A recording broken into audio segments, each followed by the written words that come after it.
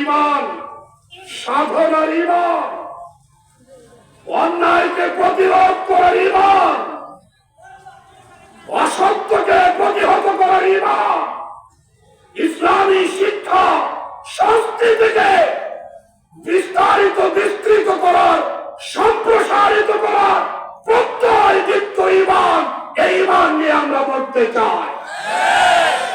রাজি আছেন? কারা হাত দেখান। আল্লাহ সবাইকে কবুল করেন। আল্লাহ আমাদেরকে ईमानी जज्बा दान करें। तौहीद की अमानत सीनों में है हमारा, आसान नहीं नामो निशा मिटाना हमारा।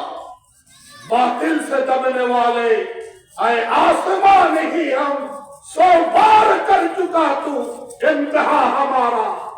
পরীক্ষা একটার পর একটা আসবে। আমাদের পূর্বপুরুষেরা যেভাবে তারা সাধনার পথে আল্লাহর পক্ষ থেকে আসা প্রতিটি পরীক্ষায় উত্তীর্ণ হয়েছেন, আমরাও তাদের পদাঙ্ক অনুসরণ করে প্রত্যেকটি বাড়ি পরীক্ষায় উত্তীর্ণ হতে চাই। আল্লাহ আমাদেরকে তৌফিক দান করেন। ঈমান বড় জরুরি জিনিস, বড় মূল্যবান সম্পদ। যার বুঝে আসছে ঈমানের ওজন, সে জান দিতে রাজি হবে, ঈমান দিতে রাজি হবে না। যার বুঝে আসে নাই, সে একটা শীতকালীন কম্বলের জন্য কিংবা একটা টিউবওয়েলের জন্য ঈমান ছেড়ে দিতে পারে। বুঝে আসতে যার ঈমান কত বড় সম্পদ, এটা যার বুঝে আসছে, সে দীপ্ত কণ্ঠে বলবে, mountain can vanish, Washington dry, পাহাড় চূর্ণ বিচূর্ণ হতে পারে, সমুদ্র শুকে যেতে পারে, আমি ঈমান ছাড়তে পারবো না। আল্লাহ ঈমানের কদর করার তৌফিক দান করুন। দিলা দর ওয়াফা বাশ সাবিত কদম, দিলা দর ওয়াফা বাশ সাবিত কদম, কে বেসিক করা ইজ নবাশত তেরম। মরমী কবি, সাধক কবি, আধ্যাত্মিক কবি, কবি শেখ সাদি আলাইহির রহমা, তিনি বড় চমৎকার বলেছেন, মুদ্রার মধ্যে, টাকার মধ্যে গভর্নরের সিল না থাকলে টাকা যেমন চলে না, ইমানদারের মধ্যে দৃঢ়তা না থাকলে, স্ট্রংনেস না থাকলে তার ঈমানও চলবে না, টিকবে না। মুস্তাকিম কামা উমিরতা ওয়া মান তাবা মা'আকা। সূরা হুদে আল্লাহ পাক নির্দেশনা দিয়েছেন, অটল থাকো, অবিচল থাকো, যেভাবে আদেশ করা হয়েছে। শুধু আপনি না, আপনার সঙ্গে যারা ঈমান এনেছে তারাও দৃঢ়তার শিক্ষা। ঈমান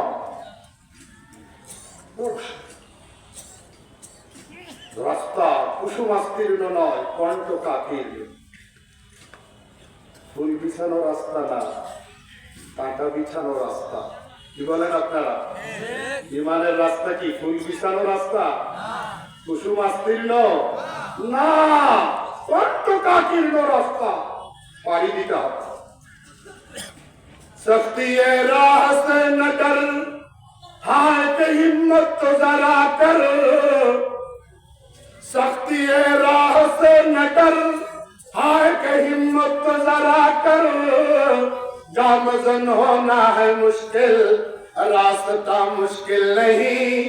काम को खुद काम पहुंचा देता है अंजाम पर। इब्तिदा करना है मुश्किल, इंतहा मुश्किल नहीं। রাস্তা ভয়াবহ, এটা চিন্তা করে তুমি বাড়িতে বসে থাকার সিদ্ধান্ত দিও না। কি ভাই শুনছেন কথা? এই রাস্তা কেমনে আমি পার হব, এরকম ভয় পেয়ে বসে থাকা, এটা ঈমানদারের চরিত্র না, এটা কাপুরুষের চরিত্র। মাইন্ড করলে, কষ্ট পাইলে, করার কিছুই নাই, মাপ চেয়ে চলে যাব, কিন্তু কথাটা তো বলতেই হবে। ওরে পাপ, ঈমানের রাস্তাটা আমি কেমনে পার হবো, গেলেই ঝুঁকি না। আল্লাহকে পাওয়ার রাস্তাটা আমি কেমনে পার হবো না। তুমি রাস্তার ভয়াবহতার কথা চিন্তা করে তুমি দুর্বল হয়ে যেও না, তুমি হোপলেস হয়েও না, তুমি হেজিটেশনে ভুগিও না, তুমি বের হও, তুমি কদম ফালাও, কদম রাখো, তোমাকে পার করে দেওয়ার দায়িত্ব মহান আল্লাহ। কার কার আওয়াজ দেবেন না আপনারা? কার পার করাবেন কে? আল্লাহ। বিশ্বাস তো রাখতে হবে। সময় নাই জাস্ট টাইমে শেষ করা, আমারও তারা, সবটাই দরকারি। কি কথাগুলো দরকারি না সরকারি? আওয়াজ দেন। দরকারি দরকারি কথা কিছু বলা। আয়াত পড়েছি দুখানি প্রথমে, এরপরে আরেক জায়গা থেকে একটু অংশ বিশেষ তেলাওয়াত করেছি, দুখানি হাদিস শরীফ বেরিয়েছি। পেশ করা হাদিস দুখানির প্রথম হাদিস বুখারী শরীফে আসছে। কিয়ামতের দিনে ইব্রাহিম খলিলুল্লাহ আলাইহিস সালাতু ওয়াস সালাম তার কাফের বাবা আজরের মুখোমুখি হবেন। বাপ ছেলের সাক্ষাৎ। তখন আজরের চেহারাটা হবে কালি মাখা চেহারা, ধুলো ধূসরিত চেহারা, বিকৃত বিবর্ণ চেহারা। বাবার এই করুণ চেহারা দেখে, বিকৃত বিবর্ণ বিপর্যস্ত চেহারা দেখে ইব্রাহিম আলাইহিস সালাতু ওয়াস সালাম বাবা আজরকে কিয়ামতের দিনে বলবেন, আব্বা দুনিয়াতে অনেক বুঝাইছি, মানেন নাই, মানলে এই পরিণতি হইত না। বুখারী শরীফের হাদিস। বারবার বলছি, আব্বা আপনি আমার মতটা শুনেন, আমার প্রস্তাবটা রাখেন। লা তাসিরি, বারবার বলছি আমার প্রস্তাব অমান্য করেন না, আমার পরামর্শ নাকচ করেন না। আপনি মানেন নাই, মানলে আজকে এই দশা হয় না। তখন আজর বলবে, বেটা দুনিয়ার কথা বাদ দাও, এখন ওয়াদা নিয়ে নাও, এখন আর তোমার কোনো কথা অমান্য করবো না। জবাবটা সুন্দর, কিন্তু কোনো লাভ হবে না, কারণ সময় চলে গেছে, হায়াত শেষ হয়ে গেছে।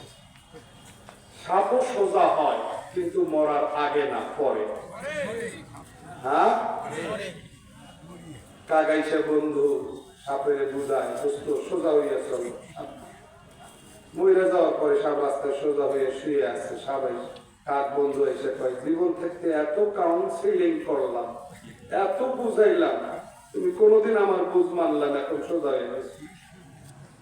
মরার পরে সোজা হওয়া বুদ্ধিমানের কাজ, মরে গিয়ে সোজা হওয়া কি না?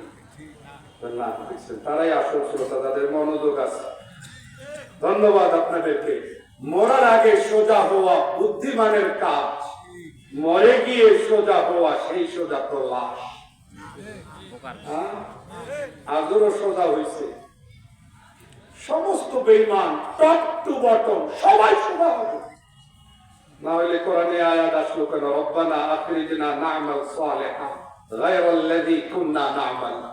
সমস্ত কাফির আল্লাহর কাছে ফরিয়াদ জানাবে, আল্লাহ আরেকবার চান্স দাও, দুনিয়াতে আরেকবার পাঠাও, একবারে সোজা। কিন্তু কোনো লাভ হবে না, হবে না। সম্মানিত সাথী ও বন্ধুগণ, বুঝার চেষ্টা করুন ঈমানের গভীরতা, ঈমানকে মাপতে চেষ্টা করুন। আজও সোজা কথা বলবে কিন্তু লাভ। তারপরও বাবা ছেলে সম্পর্ক তো, এটা তো সত্য। আজর ইব্রাহিম আলাইহিস সালামের বাপ, এটা তো সত্য। আর কথা বলেন না কেন, নাকি এটা মিথ্যা? এটা তো সত্য। ব্লাড রিলেশন, রক্তের সম্পর্ক। এই রক্তের সম্পর্ক আল্লাহ ইব্রাহিম আলাইহিস সালামকে দুনিয়াতে থাকতেই ওয়াদা দিয়েছেন, তোমাকে কিয়ামতের দিনে লাঞ্ছিত করব না। ওই ওয়াদার সূত্র ধরে ইব্রাহিম আলাইহিস সালাম আল্লাহকে বলবেন, ইয়া ও পরওয়ারদিগার, হে প্রতিপালক, ও আমার রব, তুমি না আগে আমাকে ওয়াদা দিয়েছিলে যে আজকের দিনে কিয়ামত দিবসে আমাকে লাঞ্ছিত করবে না। এর চেয়ে বড় লাঞ্ছনা, এর চেয়ে বড় অপমান আর কি হতে পারে? যে আমি যা ঔরসে জন্ম নিয়েছি, আমার সেই বাবা জাহান্নামের পথযাত্রী। فأي خزء أخزى من أبي الأبعد الذي هو أبعد الآن من رحمتك يا ربي যে বাপ এখন তোমার রহমত থেকে বঞ্চিত আমি তার সন্তান এটা কি আমার জন্য অপমান না তুমি তো আল্লাহ আমাকে আগে ওয়াদা দিয়ে রাখছো আমার আজকের দিনে অপমানিত করবে না তো আল্লাহ ওই ওয়াদাটা রাখো প্লিজ আল্লাহ আল্লাহ দয়া করে আমার বাপকে জাহান্নামে দিও না আল্লাহ তখন বলবেন ফায়াকুলুল্লাহু তাআলা ইন্নী হারামতুল জান্নাতা আলাল কাফিরিন ইব্রাহিম তোমার সাথে আমার যতই সুসম্পর্ক থাকুক না কেন রিলেশনটা ভেরি গুড রিলেশন সম্পর্কটা বড় গভীর তুমি আমার বন্ধু ঠিক আছে কিন্তু এই সুপারিশ দেওয়া যাবে না কারণ আমার সিদ্ধান্ত আল্লাহ বলবেন কোন বেঈমান কাফেরকে জান্নাতে এলাও করব না সুতরাং এই জায়গায় কোনো আপোষ আল্লাহ রাবকে কে জিজ্ঞেস করে আমরা যে মহান নবীর উম্মত হযরত রাসূলুল্লাহ সাল্লাল্লাহু আলাইহি ওয়াসাল্লামের শ্রদ্ধেয় চাচা যান আবু তালিব কি তার দায়িত্ব পালন করেনি অভিভাবকের দায়িত্ব পালন করেনি আপনারা মারতে আসছে আগাইয়া দিছে না বাঁচাইছে প্রতিহত করছে না হ্যাঁ কিন্তু ঈমান নাই আল্লাহ তাকেও জান্নাতে দেবেন তবে হ্যাঁ জাহান্নামে তাকফীর ফিল আযাব শাস্তিটা হালকা হবে একজন আগুনের জুতা পরিয়ে দেওয়া হবে যেমন উতলাইতে থাকবে বুঝলেন নাই হালকা শাস্তি বাকি আপনারা শুনলে অবাক হবে নবী আলাইহিস সালামের চাচা যান শুধু ভাতিজাকে সেবাই দেন নাই বরং ভাতিজারে নিয়া উচ্চাঙ্গের ৮০টা ৮২টা আরবি কাসিদা কবিতা রচনা করছে যাত্রা ব্যাপার বিখ্যাত ইতিহাস বেত্তা আল্লামা ইবনে হিশাম আলাইহির রাহমা সিরাতে ইবনে হিশামের মধ্যে এই ৮২টা ৮০টা কবিতাকে একত্রিত করেছে বুখারী শরীফের ব্যাখ্যা গ্রন্থগুলিতে ৫টা ১০টা থেকে আছে একটা কবিতা বুখারী শরীফের হাদিসেরই অংশ হয়ে গেছে কি শান কি মান উঁচু আরবি সাহিত্যের উঁচু কবিতা وأبيض يستسقى الغمام بوجهه وأبيض يستسقى الغمام بوجهه سمال اليتامى عصمة للأرامل يلوذ به الهلاك من آل هاشم فهم عنده في نعمة وفواضل পরেরটা না প্রথমটা বুখারী শরীফের হাদিসের অংশ আবু তালেব এই সাহিত্যপূর্ণ কবিতায় বলছেন যারে মক্কায় যখন অনাবৃষ্টির কবলে পড়লাম চারিদিকে পানির জন্য হাহাকার পানি নাই প্রচন্ড রোদ গাছপালা মরে যাচ্ছে পশু পাখি পানির জন্য কাতরাচ্ছে মাটি ফেটে চৌচির হয়ে যাচ্ছে এই যখন কঠিন অবস্থা হাঁসফাঁস অবস্থা শ্বাসরুদ্ধকর অবস্থা জীবন যায় যায় অবস্থা ওয়াটার ইজ লাইফ পানির অপর নাম জীবন পানি না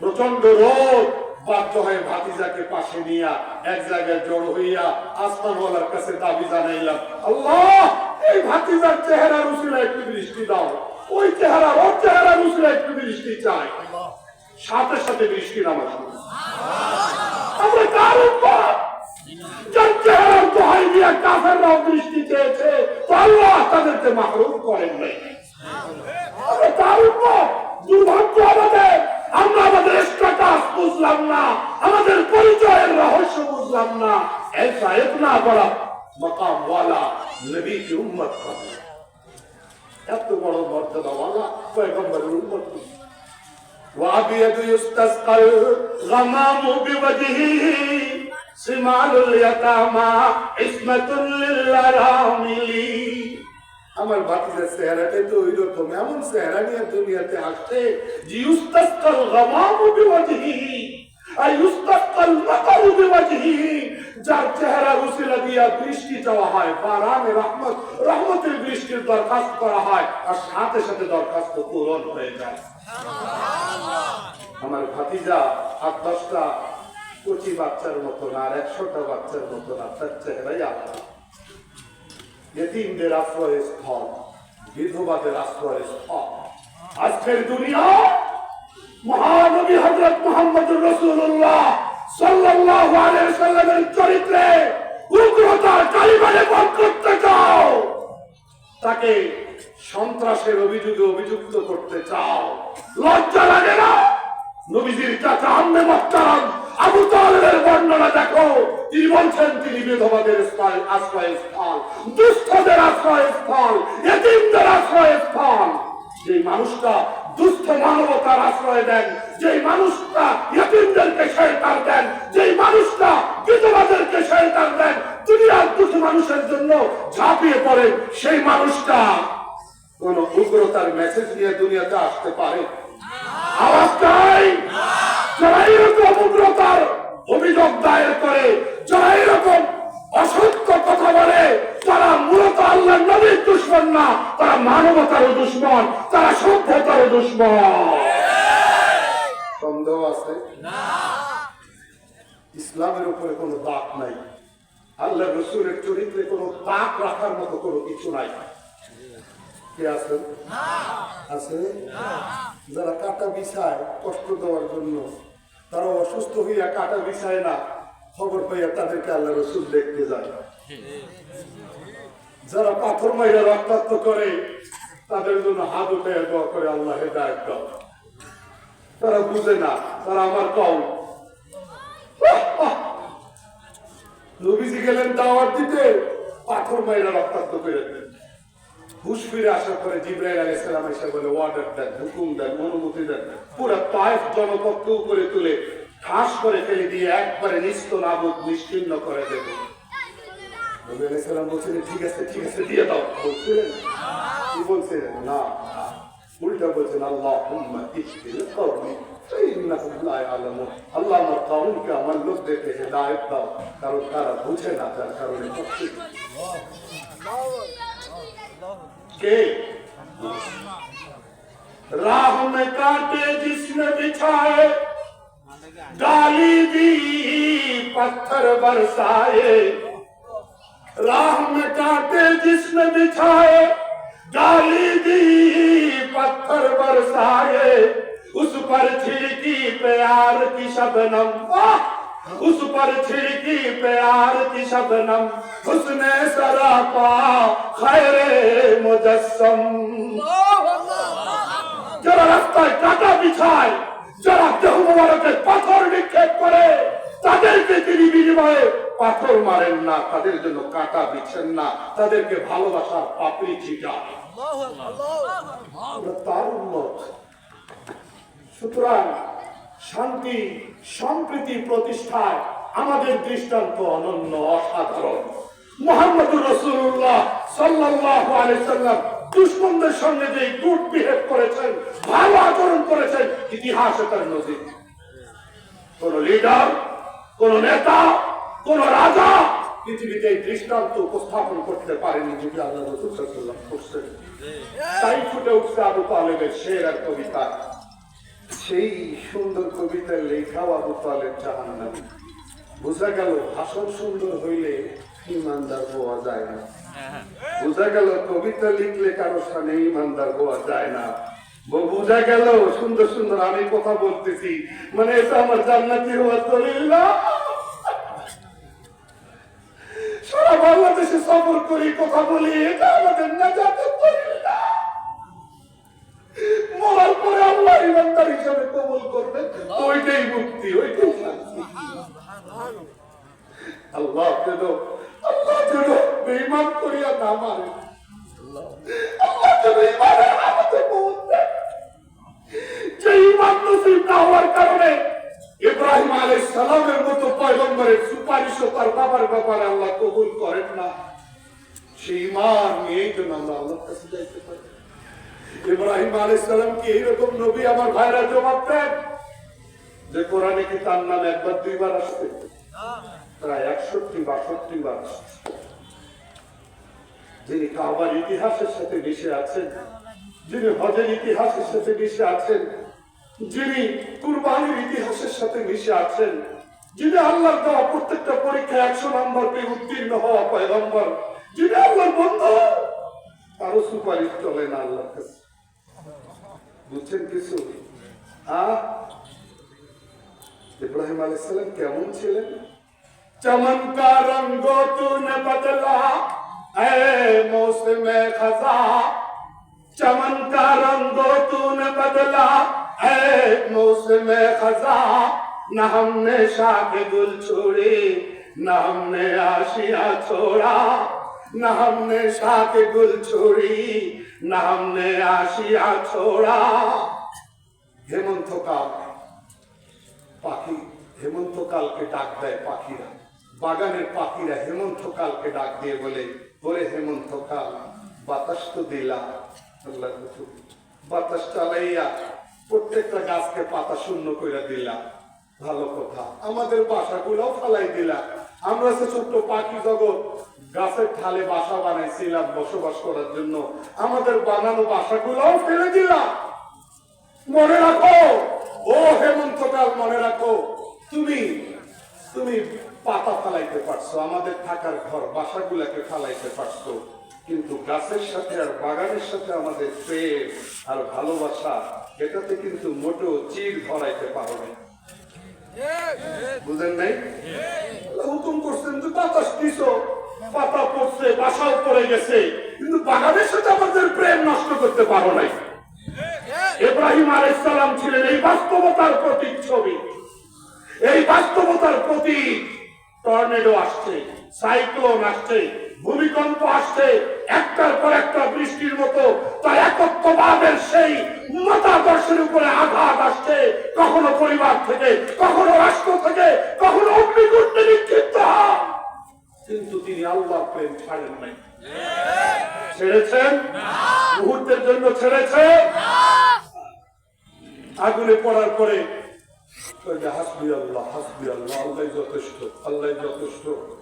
একটু পরে জিবরাইল আলাইহিস সালাম বলেন, আয়েশা, হ্যাঁ আমার কি, আমি কি কোনো সাহায্যে আসতে পারি, কোনো প্রয়োজন মনে করেন? না, কি ওনার সাহায্য দিতে আসতেন? হ্যাঁ বললে কি ইমান চলে যেত? একটু আগে যে বলছেন আল্লাহ যথেষ্ট, এখন যদি তোমার সাহায্য নেওয়ার দরকার আছে, তাহলে আগের কথাটা তো থাকে না। বুঝলেন না আগের কথা তো? এই জন্য আল্লাহ কোরআন শরীফের এক জায়গায় বলেন, ও ইব্রাহিম আল্লাযী ওয়াফা, আরে ইব্রাহিম তো ওই নবী যে কথা দিতে বলে ওইটাই লাগবে। বলছেন লাগবে না, বলছেন হাসবি আল্লাহ, ওইটাই লাগছে। এই জন্য প্রস্তাব বিলাই করছেন না। বুঝছেন কিছু? चमन का रंग तूने बदला ऐ मौसमे खजा, न हमने शाख गुल छोड़ी न हमने आशिया छोड़ा। তুমি যা ইচ্ছা তাই করো, আমি প্রেম প্রেমের জায়গায় রাখি। বুঝেন নাই? এত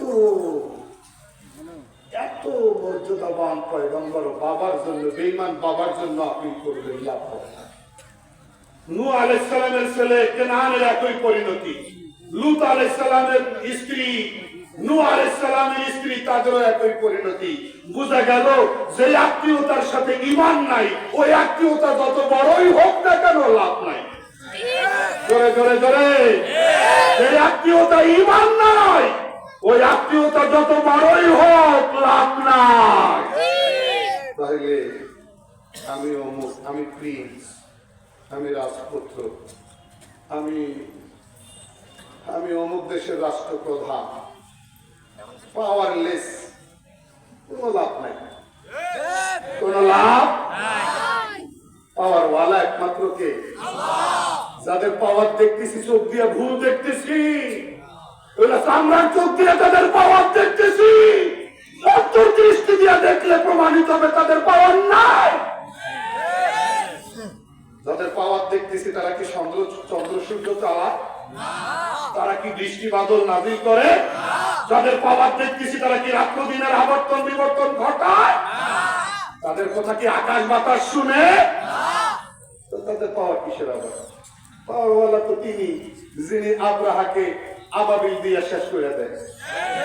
পাওয়ারওয়ালা তো তিনি, যিনি নবীকে সুরক্ষা দিবেন, তো হঠাৎ নদীর উপরে রেডিমেড আনকমন রাস্তা বানাই দেন। পাওয়ারওয়ালা তো তিনি, যিনি আবার ওই রাস্তা দিয়ে দুশ্মনেরা পার হওয়ার সময় তাদেরকে আবার রাস্তাটাকে পানিতে মিশাইয়া, পানি বানাইয়া, নদী বানাইয়া, ওই নদীতে আবার ডুবাইয়া সাইজ করে। তিনি তো পাওয়ারওয়ালা কে? আল্লাহ। সুতরাং পাওয়ারওয়ালা চিনতে ভুল করেন না, ওই জায়গায় চোখটা ভালো করে ব্যবহার করার চেষ্টা করতে হবে। বুঝেন নাই কথা? বুঝেন? অল্প টাকায় চাকরি করে রেলের গার্ডম্যান হিসেবে, অল্প টাকা, গ্রাম থেকে চাচা গেছে ভাতিজার খোঁজ খবর নিতে, রেলওয়ে চাকরি করে। তো রাত্রে চাচারে ভাত খাওয়ায় কয়, চাচা আমার রেল ডিপার্টমেন্টে অনেক পাওয়ার, জানেন, চাকরি একটা করি। কি চাকরি করো? সাংঘাতিক। চাচা বলে চলেন। সকালবেলা রেল লাইনে চাচারে নিয়ে আসছে, আর একটা আন্তনগর এক্সপ্রেস দ্রুতগামী ট্রেন আসতেছে। ভাতিজা রেলওয়ে পোশাক কইরা, এরকম লাল কাপড় পতাকা দেখাইয়া নড়াচড়া কইরা ট্রেনটারে থামাই দিয়ে চাচারে কয়, আপনার ভাতিজা কোন রকম চাকরি করে থাকে? এই হলো আমার পাওয়া। ট্রেন থেকে ট্রেনের ইনচার্জ নেমে বলে, কি হয়েছে? কোনো ঘটনা, কোনো দুর্ঘটনা? না। কেন? তো চাষা আসছে, একটু দেখতে, একটু পাওয়ার দেখাই। বুঝেন নাই? কি পাওয়ার দেখাই? এই জবাবটা কি সন্তুষ্ট হওয়ার মতো জবাব? হাত করে দুই গালে দুইটা বসাই দিচ্ছি, কাজ নাই, পাওয়ার দেখার জায়গা পাওয়া না, দুই গালে দুইটা বসাই দিচ্ছি। এমন ভাবে জোরে মারছে না, বিশ্বাস করেন, দুই গালে 10টা আঙ্গুল একবারে ছাপ বসে গেছে। তারপরে ট্রেন নিয়ে চলে গেছে, আর এই খালি গাল বলতেছে। চাষা সামনে ইচ্ছা করে যে, বাবা মারলো কেন? জবাব দেয়, আমি আপনারে আমার পাওয়ার দেখাইতে গেছি, তো এই অপরাধে উনি আবার ওনার পাওয়ারটা আমার উপরে চালাই। বুঝছেন? কিছু বুঝেন না, কিছু বুঝেন না, কোথাও বুঝ নেন ভিতরে। আসল পাওয়ারওয়ালা উপরে আসে না। নিচের পাওয়ারওয়ালারা পাওয়ারের মিসইউজ করবে, অপব্যবহার করবে।